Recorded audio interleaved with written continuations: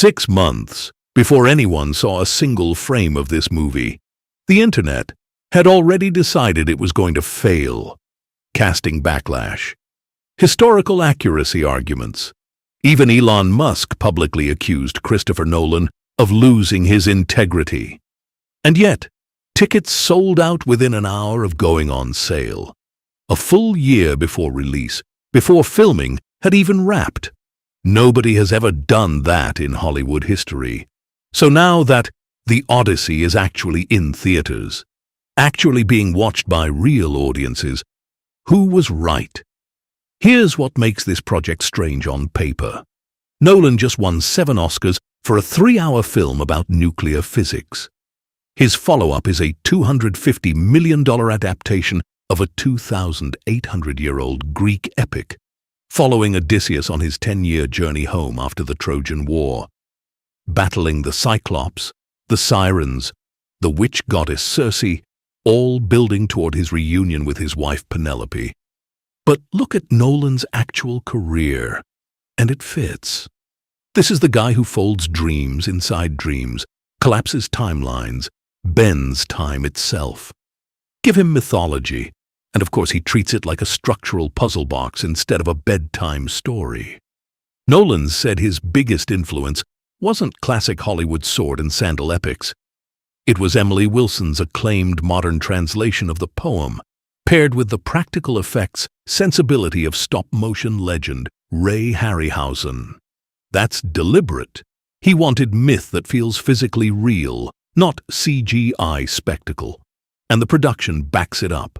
Shot across Morocco, Greece, Italy, Scotland, Iceland, and Malta, entirely on IMAX 70mm film. The first movie ever shot completely that way. Only 41 screens on the planet can even show it properly, and those alone pulled in over $6 million in one weekend, with showtimes sold out weeks in advance. Now the controversy.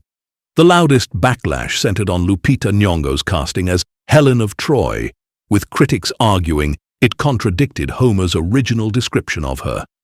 That argument exploded far outside film circles and turned a casting announcement into a months-long fight, well before anyone had seen a single scene.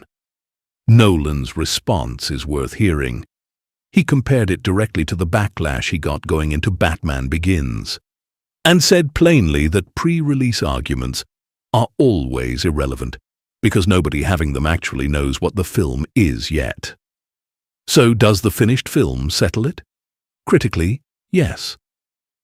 It's sitting in the high 90s on Rotten Tomatoes, with critics comparing it to Ben-Hur and Gladiator, while noting it carries the same weighty, downbeat register as Oppenheimer, a story more concerned with what people owe each other after war than with a triumphant homecoming.